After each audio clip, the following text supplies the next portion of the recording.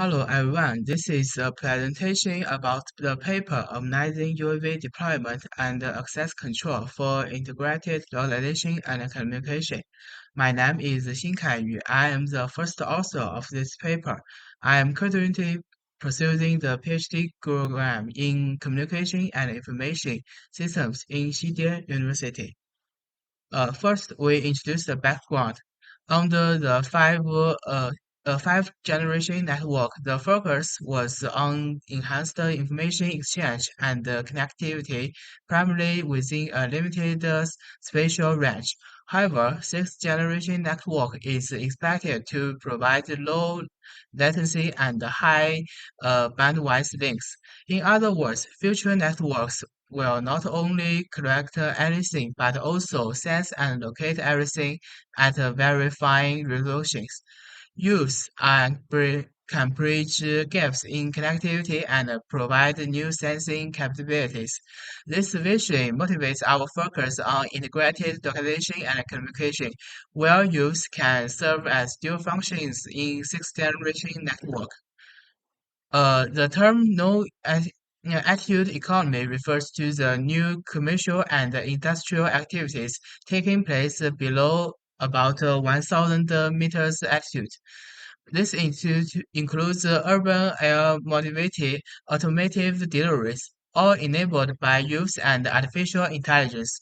Here are some key use case scenarios for our air-ground integrated localization and communication system. In a hotspot area, disaster relief, battlefield, and non-infrastructure areas, use can quickly augment network capability and provide precious precision for many users. In short, use enable a flexible on-demand extension of the network in the sky. Consider smarter transportation using dual functional use. For example, use can perform both communication and localization roles. Use offers a low-cost networking solution. For example, a swarm of use can honor over a city to provide carriage and act as anchor nodes for processing. However, this introduces optimization challenges. We identify two key problems: the minimize youth deployment problem and the user equipment alignment problem. For the first problem, what is the smallest number of the use needed to be uh, deployed to meet the coverage and the accuracy requirements? For the second problem, how do we allocate users to use to balance node and ensure performance? Importantly, the slide also shows the impact of use on localization problem. Uh, on the on the first picture of the right side of uh, this page, a chart shows that the primary lower bound on localization varies without user assistance. You can see that without use, the crown bound can be quite high, with even a few well-placed use acting as additional anchors. The crown bound drops significantly, meaning for far more accurate precision. Use not only extend the wellness coverage as area base stations, but also serve as precision anchors. Here in this page we formulate the first organizing problem. The goal is to place the minimum number of views to satisfy both communication and localization requirements for ground user equipment.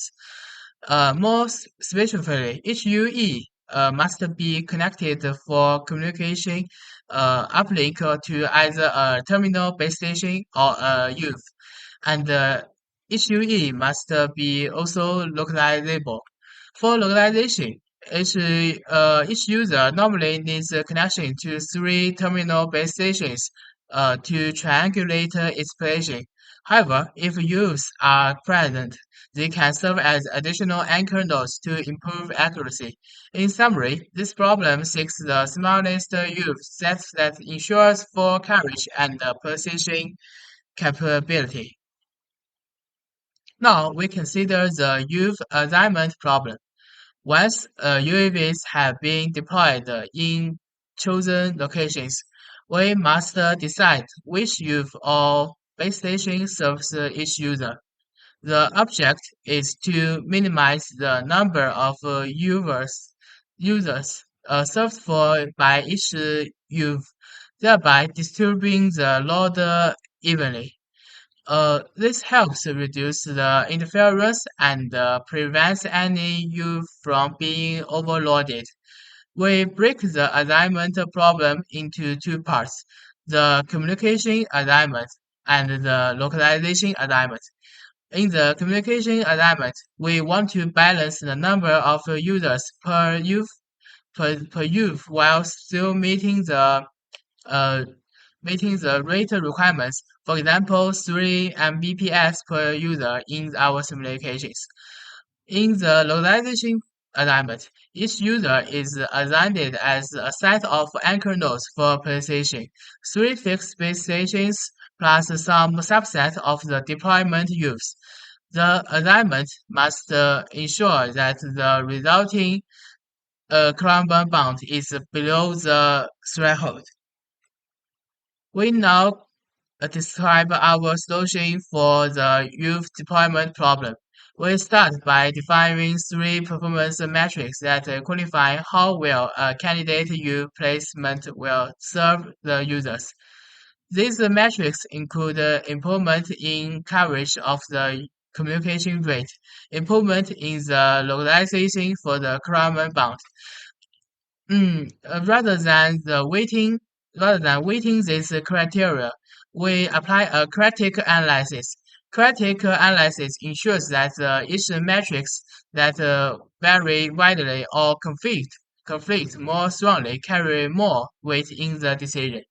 With this object weights determined, we then include a graded search algorithm. Starting from an empty set of the use, the graded search algorithm proceeds um, iteratively selects the most informative use from the pool of the unassigned candidates. That is, in each iteration, we pick up the youth whose additional uh, yields the greatest improvement in our objective function. We repeat this until all users' requirements are satisfied. The result is near a optical set of youth location using a minimal number of youths. For youth assignment problem, we we propose different strategies for communication and localization. First, for communication alignment, our algorithm distributes user across youths in a balanced way. We propose youth selection frequencies that simplify the number of UEs that each youth is serving. A more uniform selection frequency across youths and indicates that a balanced node. Our method allows users to achieve a balanced node per youth while still meeting the communication rate requirements.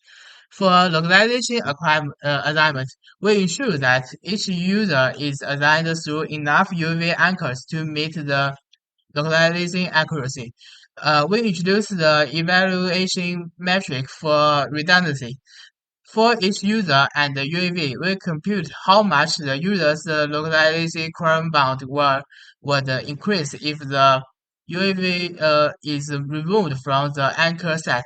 A higher current bound increase means that the use is more critical for user.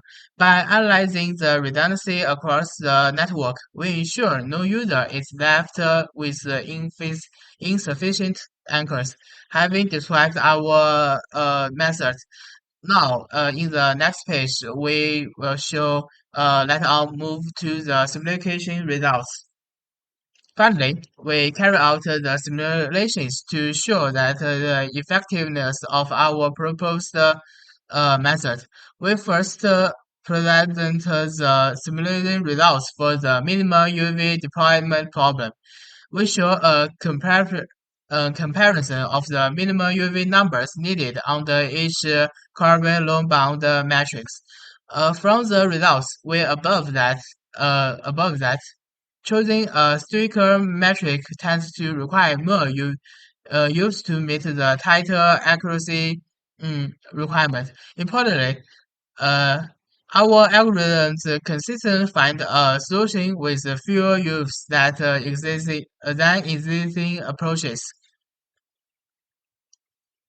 Here on the left are our simulation parameters.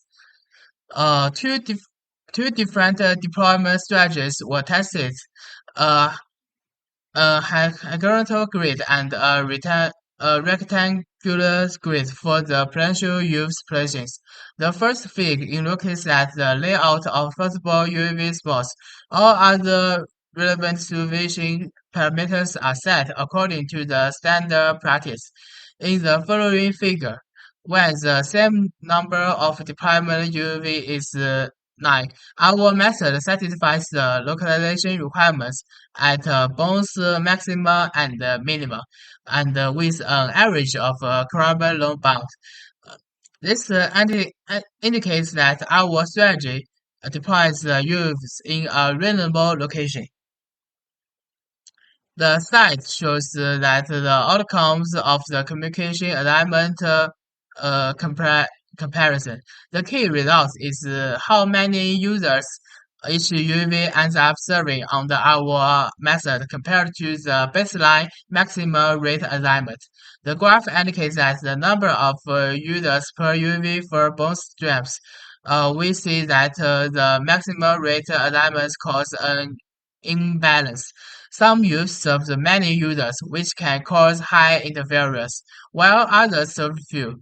In contrast, our algorithms increase a much more even distribution of users across use. The maximum number of users per use is significantly lower with our method. Finally, we present the localization alignment results with 121 users. Table shows the number of UEs served by each use after the localization alignment. As the chart indicates, each user serves roughly one-third of the total UEs. Uh, this confirms that our method achieves a balanced alignment. No UAV is overwhelmed. On average, each user ends up with approximately 2.17 use in addition to fixed base stations as their anchor nodes.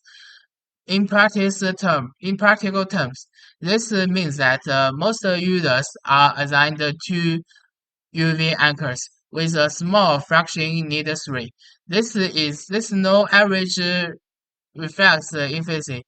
We are meeting we are meeting the localization accuracy target without unnecessarily attaching a large number of UV numbers. Thank you for your listening. If you have any question, please do not hesitate to contact me.